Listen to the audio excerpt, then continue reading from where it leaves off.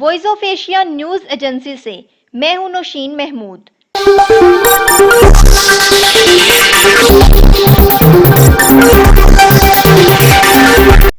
پاکستان میں طلاق کی بڑھتی ہوئی شرح کے ماہرین نفسیات کے مطابق بڑے اسباب۔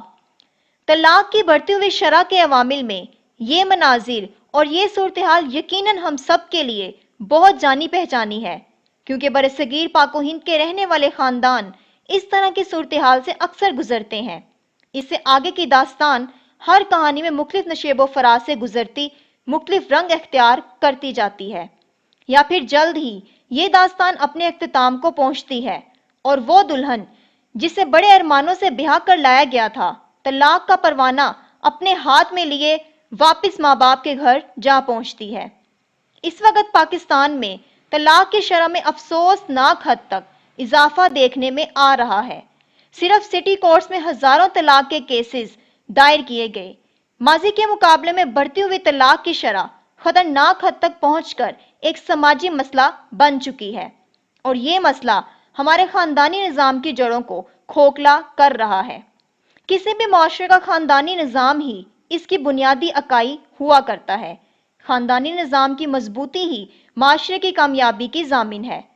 مضبوط خاندانی نظام ہی نسل انسانی کی بقا، بچوں کی نشوونما، پرورش اور درست سمت میں تربیت کے لیے بنیادی حیثیت رکھتا ہے۔ ناکام شادی صرف دو افراد کے درمیان علیحدگی کا ہی نام نہیں، بلکہ یہ اس گھرانے کی آنے والی نسلوں پر بری طرح سے اثر انداز ہوتی ہے۔ تمام والدین کی یہ ذمہ داری ہے کہ وہ اس بات کو یقینی بنائیں کہ بیٹے یا بیٹی کے جیون ساتھی میں لازمی طور پر وہ اخلاقی اقدار موجود ہوں جن اخلاقی اقدار کے ساتھ انہوں نے اپنے بچوں کی پرورش کی ہے۔ رشتہ طے کرتے ہوئے جب مطابقت اور ہم آہنگی کو ہی پس پشت ڈال دیا جائے تو نتیجہ پھر طلاق کی صورت میں نکلتا ہے۔ شادی ہمارے معاشرے میں ایک پوری سائنس ہے جس کے ذریعے علاج معالجے کا کام بھی لیا جاتا ہے۔ طلاق کی بڑھتی ہوئی شرح میں ایک یہ سوچ بھی کار فرما ہے، اگر کسی کا بیٹا یا بیٹی کسی طرح کی ذہنی انتشار کا شکار ہے تو انہیں مشورہ دیا جاتا ہے کہ اس کی شادی کو کر دو، سب ٹھیک ہو جائے گا۔ کوئی لڑکا اگر غیر ذمہ دارانہ رویے کا مظاہرہ کر رہا ہے تو اس کا علاج بھی شادی میں ڈھونڈا جاتا ہے اور فرض کر لیا جاتا ہے جب سر پہ ذمہ داری پڑے گی تو خود ہی ٹھیک ہو جائے گا۔ اب اگر اسے ذمہ داری کا احساس شادی کے 20 سال بعد ہو اور اس دوران بیوی بچے رل جائیں یا وہ فوراً ہی ذمہ داری سے گھبرا کر رشتہ توڑنے پر تل گیا تو اس ذمہ دار ہونے کا اگر اسے ذمہ داری کا احساس شادی کے 20 سال بعد ہو اور اس دوران بیوی بچے رل جائیں یا وہ فوراً ہی ذمہ داری سے گھبرا کر رشتہ توڑنے پر تل گیا تو اس کا ذمہ دار کون کہلائے گا؟ برقی آلات کا استعمال۔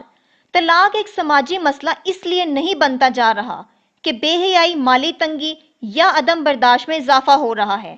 یہ پہلو بھی اپنی جگہ کسی حد تک کار فرما ہوں گے، لیکن انہیں مسئلے کی جڑ نہیں کہا جا سکتا۔ دراصل یہ مسئلہ ہمارے معاشرے کا سماجی ڈھانچہ بکھرنے سے وجود میں آ رہا ہے۔ انا پرستی اور بڑھتی ہوئی مادہ پرستی رشتوں کو کمزور اور خراب کرنے میں اہم کردار ادا کر رہی ہے۔ فی زمانہ رشتے اور تعلقات کی اہمیت کم سے کم اور برقی آلات زیادہ اہمیت کے حامل ہو چکے ہیں۔ ہماری ترجیحات اور تعلقات اپنے فائدے سے جڑے ہیں۔ ہم دکھاوے اور مادہ پرستی کی ایسے دلدل میں دھستے جا رہے ہیں جہاں سے نکلنا ناممکن نظر آتا ہے۔ ناممکن ہم سب ہی اس سماجی بگاڑ کے ذمہ دار ہیں۔ معاشرے کی اس بگاڑ کی درستی کسی اور کے ہاتھ میں نہیں، ہمارے اپنے ہی ہاتھوں میں ہے۔ موبائل فون اور انٹرنیٹ کے استعمال سے آنکھوں کی اور طرح طرح کی ذہنی بیماریاں جنم لے رہی ہیں۔